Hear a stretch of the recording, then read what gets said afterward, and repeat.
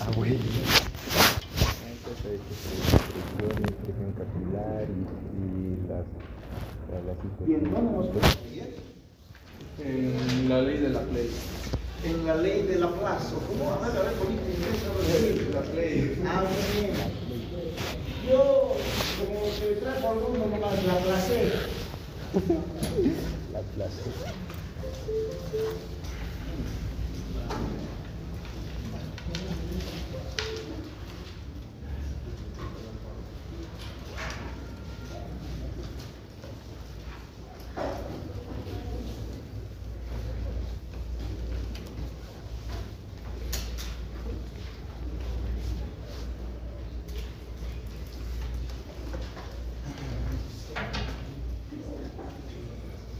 Creo que ayer todos han ido a la serenata, ¿no?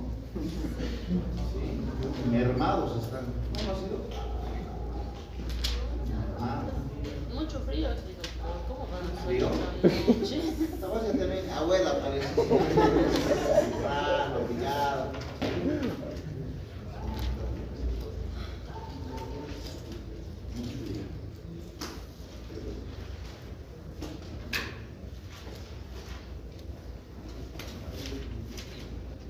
Tenían que averiguar alteraciones en la ley de Laplace, ¿no? Sí.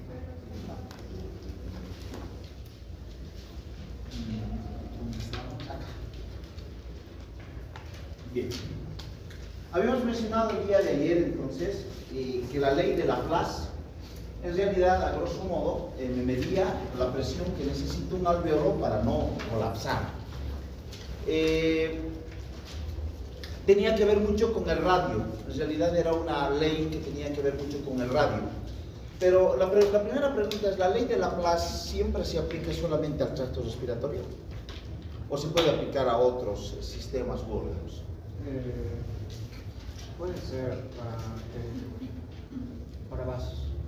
Para vasos sanguíneos. Sí, pero la fórmula difiere.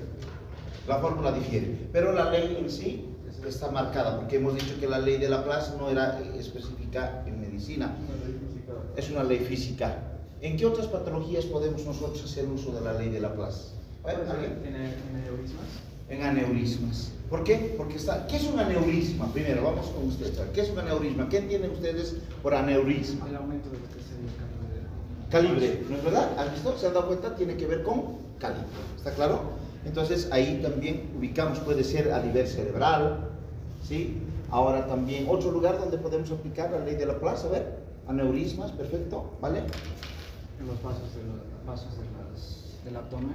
Vasos abdominales, vasos también a nivel del cerebro, ¿sí? Que son muy importantes para nosotros. Entonces, yo creo que esta palabra que dice frase didáctica me parece sumamente importante. ¿Sí? Cuando ocurre una cirrosis, también se llega a lo que se aumentar la arteria esplénica. Sí. Ocasiona una esplenomegalia. Sí. Podría ser. Sí, claro.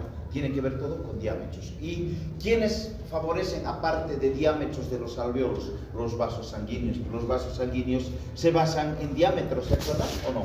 Entonces, para eso sirve la ley de Laplace. ¿Está claro? Bien, vale. ¿Algo más que tenemos que averiguar? Doctor, ¿Perdón? Sí, mija. me dijo que averigüe si en el síndrome de dificultad respiratoria. Ah, ya. Tú ayer dijiste de que el síndrome de distrés respiratorio también se presenta en personas adultas mayores. Esto tenía que ver porque el surfactante en los ancianitos ya no se producía de manera acorde. Entonces la pregunta era si se podría aplicar surfactante en personas ancianas o si no era necesario. ¿A qué conclusión llegaste? Bueno, según lo que había averiguado, es que sí se puede, pero no es la forma adecuada de poder nosotros solucionar este problema. Sí. ¿Por qué? Por la composición y distribución eficiente. Esto por la heterogeneidad del pulmón. Ya. Hace que haya una desigualdad en lo que es la ventilación y la perfusión. Eso, ¿se acuerdan de la ventilación-perfusión? Que ya lo tenemos claro. Vértice, cuerpo, si me permiten el término, y base. ¿Qué pasa con los ancianos? No va a haber no va a haber una buena ventilación y perfusión, Sí. el pulmón es más rígido, Sí. entonces surfactante no se va a distribuir de manera acorde. Y entonces no sirve absolutamente de nada. Por eso era de que era una pregunta que les dije que era capciosa para ti, ¿no? Todos pensaríamos que podría recibir surfactante un ancianito y estaría felipón. Pero se acuerdan que los ancianitos que van perdiendo, también van perdiendo elasticidad. En este caso, elasticidad a nivel de sus pulmones. Los pulmones en un viejito son más rígidos. Y si son más rígidos, se ve afectado lo que habíamos hablado, la ventilación y la perfusión. Entonces, si yo le doy surfactante, no me va a servir absolutamente de nada. ¿Y ahora qué hago? ¿Puedo hacer algo? En estos casos, para poder solucionar, tenemos que aplicar una ventilación mecánica con presión positiva. Esto por el radio de los alvéolos, para que no puedan sustentar. Con la presión positiva vamos a hacer que se abra. ¿Se acuerdan de la ventilación positiva? ¿Sí? O también denominada ventilación teleexpiratoria positiva, que era lo que le dábamos a la cría recién nacida prematura. ¿Sí? Eso se puede dar en este caso, es lo único que se puede dar. Bien, interesante, genial. Seguiremos resolviendo retos. Dejo yo dos pendientes. ¿Perdón? Dejo yo dos preguntas. ¿Cuáles? 5 patologías restrictivas respiratorias. Ah, ya. Habíamos hablado de patrones restrictivos y patrones obstructivos. Dentro de patrones obstructivos teníamos a la EPOC, ¿correcto? Pero EPOC era grande, habíamos dicho, porque era enfermedad pulmonar obstructiva crónica. La pregunta era, ¿qué patologías están inmersas dentro de la EPOC? A ver, alguien, ayúdenme. EPOC. ¿Vamos? ¿Perdón? ¿Acaso no eran estas que les dije también ayer? Sí, son esas, pero faltaban. Podría ser igual neumonía. Neumonía es tramposa. Porque principalmente al ser por el cúmulo de pulso de líquidos, igual va a ser obstructivo. Ya, muy bien. ¿Por qué te digo que la neumonía es tramposa? Al principio puede ser obstructiva, ¿no ve? Sí. Pus, líquidos, etcétera, obstructiva. ¿Y luego qué hace la neumonía? Produce focos neumónicos a nivel del pulmón, y esta ya sería una enfermedad restrictiva. Entonces sería al inicio obstructiva y después volvería restrictiva. Bárbaro, genial. Muy bien. ¿El asma, qué es el asma? ¿Obstructiva o restrictiva? Ambos. Muy bien. Al inicio el asma es obstructivo y después se vuelve restrictivo. Muy bien, genial. Otra. En restrictivo, ¿alguien más? Sarcoidosis, fibrosis, tuberculosis, muy bien, esas son restrictivas. La obesidad, interesante, pero la obesidad es indirecta, porque tus pulmones están bien, sino que no permite que la caja torácica, un obeso no permite que tu caja torácica se expanda de manera acorde. Entonces, si no se expande tu caja torácica, ¿quién no se expande? Tus pulmones. Y si no se expanden tus pulmones, restrictivo, sí, obesidad, rico. Genial, bárbaro. ¿Algo más? Fibrosis pulmonar y hepática. Sí, todas las fibrosis. En realidad ya me estás poniendo apellidos o más, ya, pero todas son fibrosis en general, ¿verdad? Muy bien.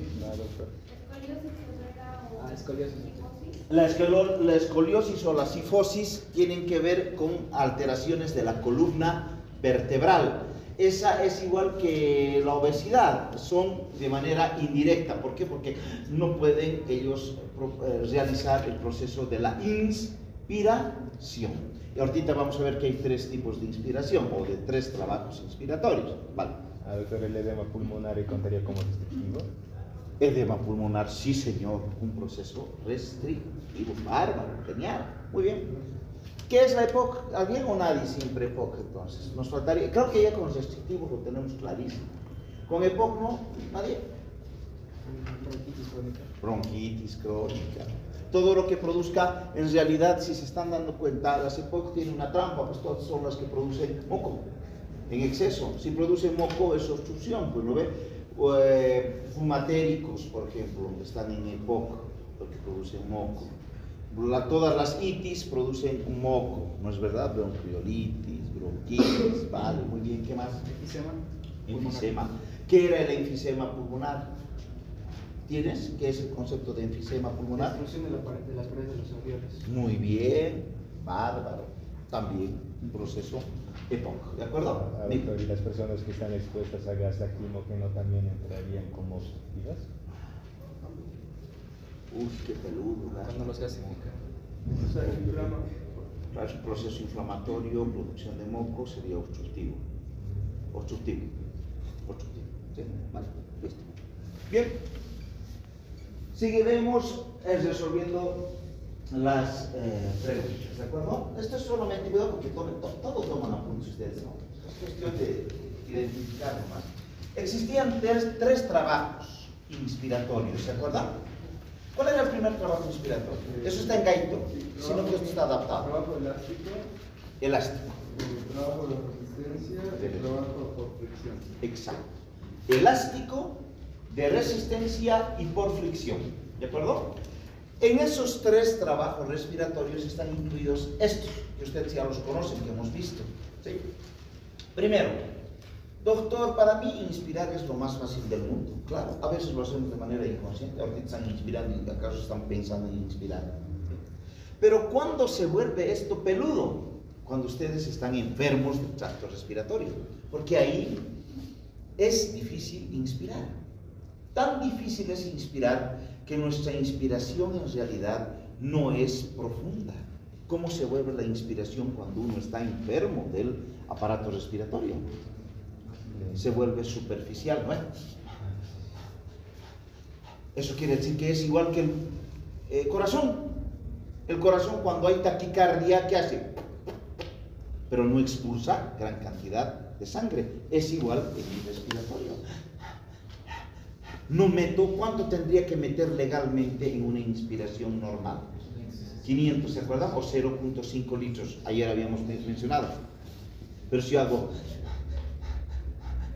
entonces no estoy metiendo una cantidad adecuada. Primer dato. Segundo dato, ¿mi frecuencia respiratoria aumenta o disminuye?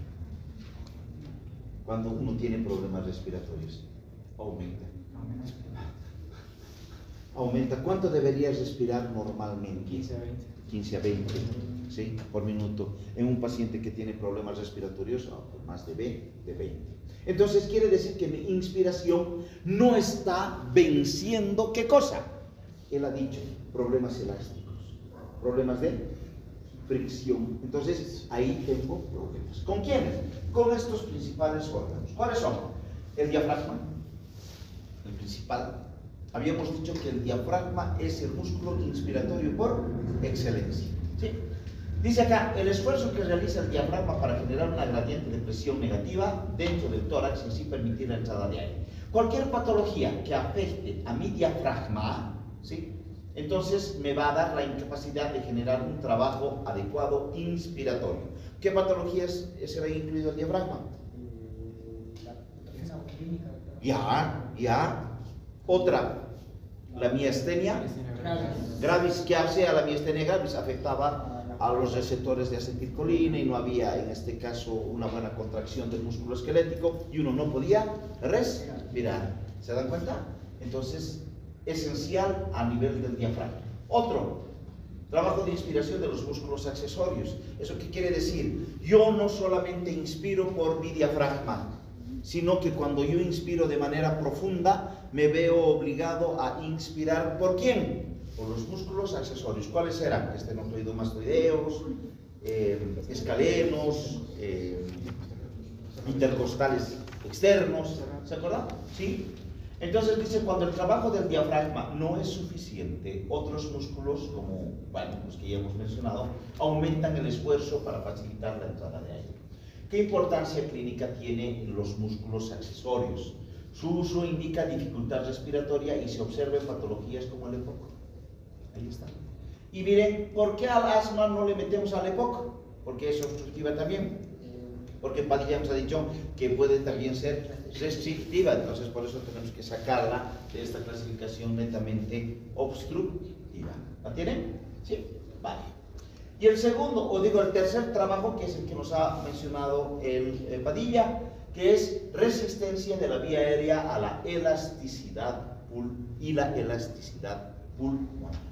¿Qué quiere decir esto? Se refiere a la energía. Nosotros necesitamos una mayor cantidad de energía necesaria para vencer esta resistencia en la inspiración al flujo aéreo. ¿De acuerdo? Estamos hablando de elasticidad del pulmón y de la pared torácica.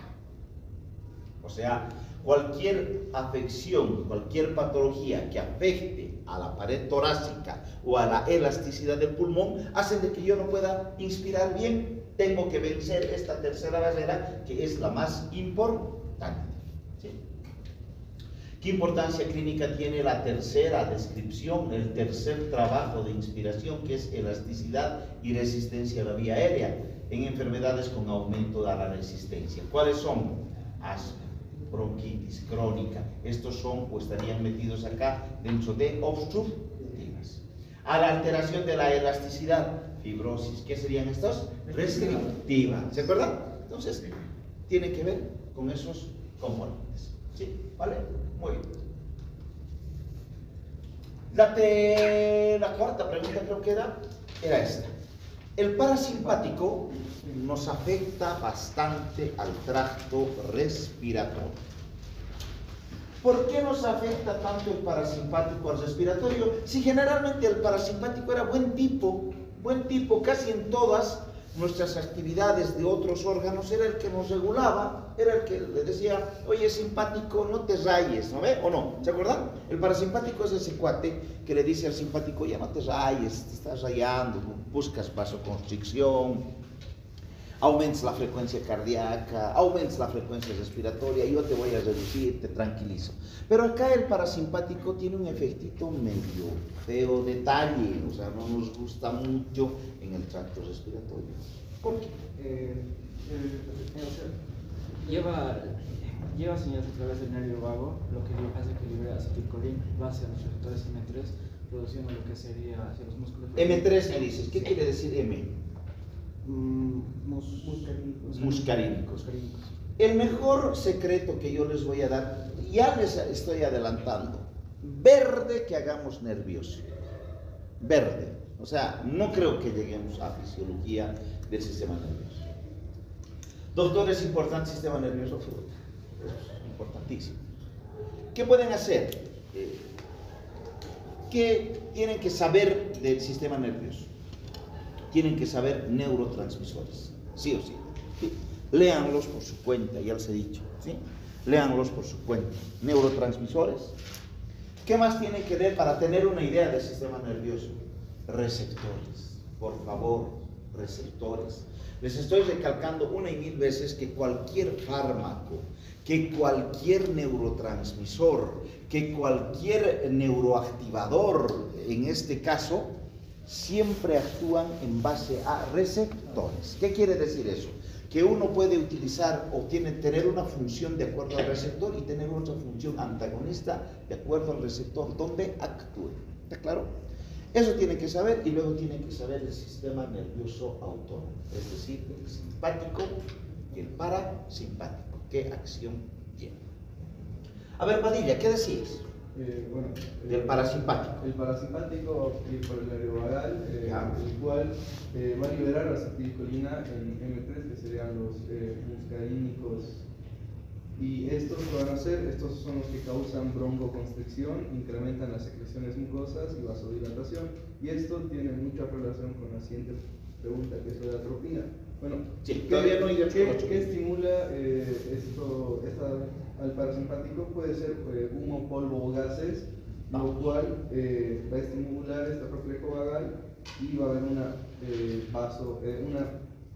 broncoconstricción, una vasodilatación y el aumento de secreción. Genial. Vamos entonces en orden con lo que ha dicho Padilla. El parasimpático lo primero que hace es actuar en unos receptores a nivel pulmonar que son los muscarínicos. ¿De acuerdo? ¿Qué problema me da el parasimpático cuando actúa a nivel de los receptores muscarínicos? Lo que hace es producir broncoconstricción. ¿Listo? Una broncoconstricción, chao respiración, porque no solamente nosotros respirábamos o intercambiábamos gases con los alveolos. Hemos dicho que también hay intercambio de gases a nivel terminal con los bronquiolos. ¿Se acuerdan las zonas? ¿Hasta qué zona era conducción? 16. De la zona 17 para adelante hasta la 23 era intercambio de gases. Entonces una broncoconstricción no me conviene. ¿Por qué? Porque los receptores muscarínicos, ¿dónde actúan? En el músculo liso del tracto respiratorio. Entonces este se contrae. ¿Me dejo entender? Aquí está. Se contrae el músculo liso de los bronquios, provocando contracción y disminución del diámetro bronquial. Y no nos conviene, no va a haber un intercambio adecuado. ¿De acuerdo? Esto aumenta la resistencia al flujo aéreo, etcétera, etcétera. Por ejemplo, en el asma, ¿sí? Que es una enfermedad obstructiva. También tiene un efecto en las glándulas mucosas donde aumenta la secreción de moco. Sí, justamente el segundo componente del parasimpático es aumentarme moco. Doctor, ¿el moco es bueno? Sí, pero el moco es bueno no en exceso, porque si el moco se produce en exceso, ¿qué pasa? Patrón obstructivo, pues clarito, o sea, se acumula moco en las diferentes vías aéreas y entonces tenemos un patrón obstructivo. ¿Y acá qué hace el parasimpático? Estimula a las glándulas mucosas, ¿sí? ¿De acuerdo? De las vías. Entonces, aumentando la producción de moco, lo que puede ayudar a humidificar y proteger las vías aéreas. ¿De acuerdo? Entonces, acá está justamente lo que dice, ¿no? ¿Es bueno dar un jarabe para la tos? Depende de qué. De si la tos es productiva o improductiva. Si es productiva, ¿es bueno? No, pues no. Porque el moco se va a almacenar en nuestras vías aéreas y peor, después se va a ir al pulmón y el pulmón se va a convertir en una enfermedad pulmonar obstructiva crónica. ¿Y qué pedimos nosotros cuando tosemos? Jarabe para la tos. Entonces, ¿qué sería lo que ustedes darían? Expectorante. ¿Por qué? Porque lo que necesito es botar el moco, no toser. ¿El fenómeno de la tos es buena o mala? Es buena, porque me está ayudando a botar todo el moco. Si yo corto la tos, ya no boto el moco y me lo guardo. ¿Dónde me lo guardo? Puede ir a los pulmones. ¿Sí? Entonces, hay un secreto que usan los médicos ahora. Te dicen, sí, este jarabe es para la tos. ¿Sí? ¿Y te dan qué cosa? Un expectorante. ¿Y qué te pasa a vos? Peor toses. Esto es lindo.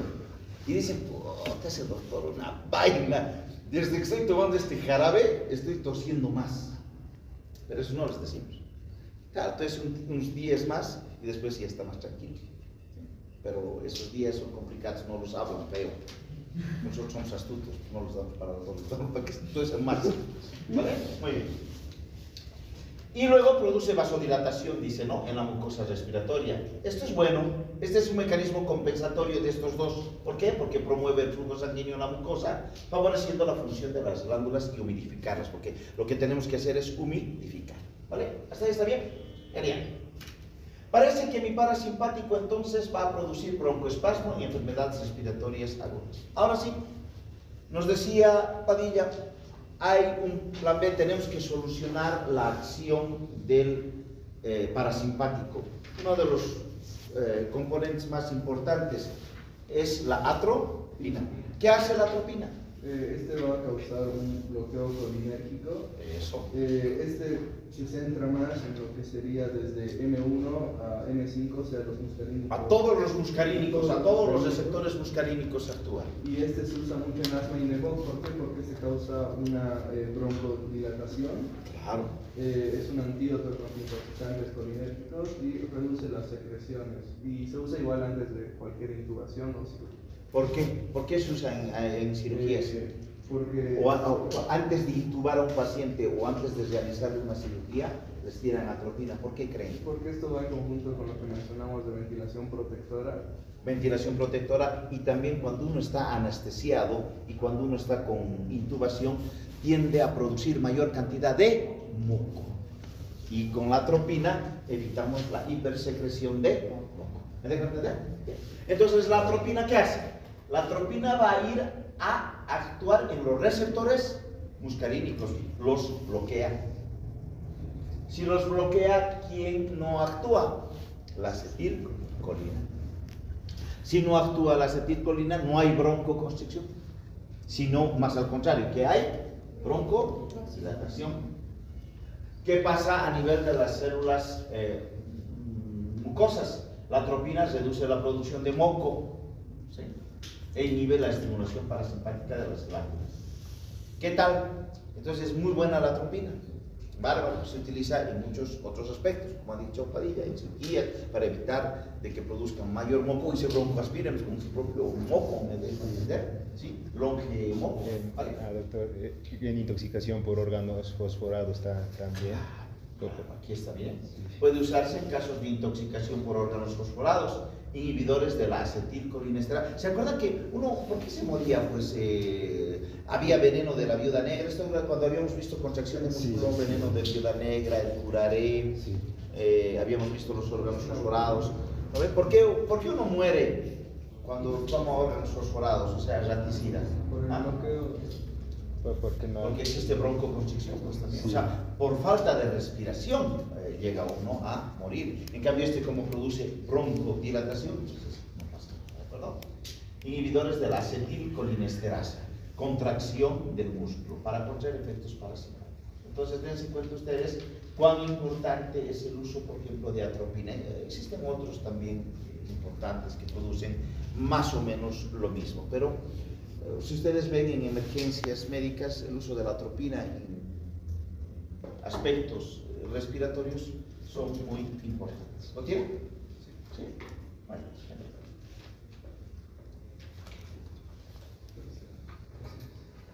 ¿Cuánto era mi presión pulmonar? Bueno, mi presión pulmonar, presión arterial pulmonar. La presión arterial sistémica creo que está claro, ya estamos hasta el cansancio, estamos saturados. 120/80, había óptimas, había primer grado, grado 2, grado 3, etc. Mi pulmón, ¿qué tal? Ya más o menos teníamos una idea, ¿no? Mi presión sistólica está entre 28 y la presión diastólica es 5. ¿Sí? ¿Por qué tenemos que tener menor presión a nivel pulmonar? Porque no necesitamos mucha fuerza para llevar sangre ahícito. ¿Qué era ahícito? Los pulmones. Y si hacemos la fórmula, mi presión arterial media oscila entre 15 milímetros de mercurio. ¿Sí? ¿Averiguaron los mismos datos o averiguaron otros ustedes? ¿O averiguaron estos, los de aquí abajo? Esto no es verdad, esto está en Gaito. Gaito sale que la presión sistólica es 25 y diastólica 8 y media 15. Ah, sí, sí, aquí hay un error, sí, es 25/8. Claro, es 8. ¿Por qué? Porque mi ventrículo derecho, ¿cuánto tenía la presión sin hacer nada? Era 8. ¿Se acuerdan? ¿O no? Sí, tienes razón, gracias por el dato. Sí, es 25/8, no es 28/5. Muy bien, gracias, Fernando. Claro, mi ventrículo derecho, ¿cuánto tenía? 8, ¿no ve? Mi ventrículo izquierdo, 80. ¿Se acuerdan? Pues las mínimas tenían. La aurícula izquierda, 5. Y la aurícula derecha, 0. Ahora lo tienen, ¿no? Sí, entonces es 25/8. Perdón. Gracias. Muy bueno aporte. ¿Vale? ¿Qué importancia tiene mi presión arterial pulmonar? ¿Qué importancia tiene mi presión arterial pulmonar? ¿Para qué yo necesito saberla? A ver, vamos. Si hay mucha presión a nivel pulmonar, puede causar disnea y esto sobrecarga mucho al ventrículo derecho. Claro, por retroceso. ¿Se acuerdan del retroceso, no? Sí, sí. Si mi presión pulmonar está muy aumentada, tiende a retroceder. ¿Y a dónde va a retroceder mi presión pulmonar? ¿A dónde retrocede la presión pulmonar? Al ventrículo derecho, porque el derecho es el que inicia la presión pulmonar. ¿Se acuerdan o no? O digo, claro, la presión pulmonar o la circulación pulmonar.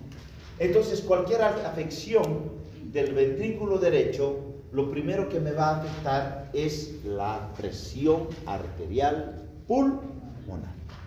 ¿Sí? Muy bien. ¿A qué pertenece el síndrome de Kussmaul? ¿De Kussmaul? Sí, claro que sí. ¿Qué es el síndrome de Kussmaul?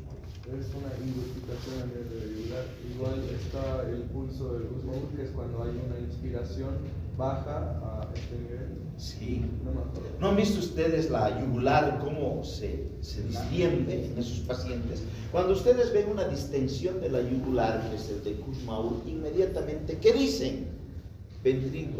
Corazón derecho al fósforo. No está funcionando bien. Muy bien. La presión arterial pulmonar refleja la presión del ventrículo derecho. O sea, ¿para qué me sirve entonces la presión arterial pulmonar? Para ver mi funcionamiento de mi ventrículo derecho. ¿De acuerdo? Debe generar para impulsar la sangre a través de los pulmones. Valores elevados indican sobrecarga o hipertensión pulmonar. ¿Está claro? Bien. ¿Cuándo se considera hipertensión pulmonar? Cuando la presión media pulmonar, aquí está, sí está bien. Entonces esto es 25, lo tiene, ¿no? Ya han corregido, cuidado con que digan usted, ha dicho después, ¿no? Cuando sobrepasa los 25, aquí ya estuviera sobrepasando, ¿no? Cuando sobrepasa los 25 milímetros de mercurio en reposo, se considera hipertensión pulmonar. Ojo, la hipertensión pulmonar no es lo mismo que la hipertensión arterial sistémica, que es la que nosotros conocemos, ¿de acuerdo? Esto tiene que ver con pulmones, ¿de acuerdo? Una hipertensión pulmonar causa insuficiencia del ventrículo derecho. ¿Habrá edema pulmonar? Sí, pues si aumenta la presión hay edema pulmonar también. ¿Por qué hay edema pulmonar? Fuga de proteínas, fuga de líquido, eso ya saben cuando aumenta la presión. ¿Sí? Y dice, diagnóstico y seguimiento. La medición de la presión arterial pulmonar ayuda al diagnóstico de enfermedades. ¿Cuáles? EPOC, fibrosis y embolia pulmonar. Y también me puede ayudar la presión arterial pulmonar para diagnosticar enfermedades cardíacas. Sí, pues, ¿no ve? ¿De qué lado principalmente? Tricuspidia, dice, ¿está bien o no? ¿La tricuspidia dónde está? ¿En qué lado está del corazón? En el lado derecho. ¿Sí? ¿Vale? Cardiopatía es ¿sí? Permite monitorizar la respuesta a tratamientos vasodilatadores o manejos clínicos. Dime, hermano, ¿querías decir algo? Sí, doctor, sobre los edemas, según leí en otra parte, decía que la fuga de proteínas se da si en los vasos sanguíneos había lesión previa. Sí, eso vamos a ver más adelante. Sí, no te preocupes. Entonces, ¿está claro, chicos?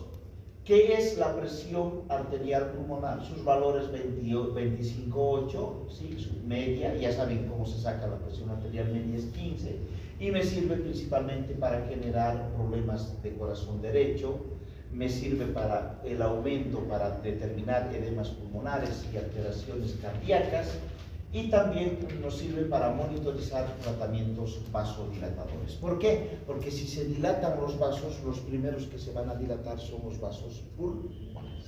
¿Sí? ¿Vale? ¿Sí? ¿Lo tienen? Vale.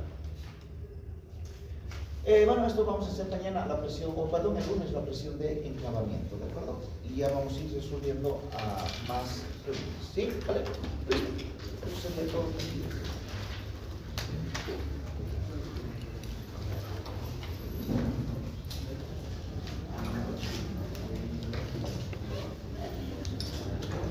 Me deben EPOC, por favor, para el lunes, ¿sí? Esta vez sí ya no me van a tomar el pelo de que era, responder las otras.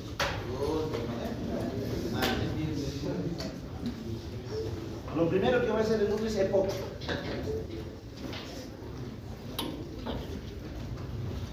El lunes hay clases, o sería toda la semana. Descansaremos toda la semana. Sí.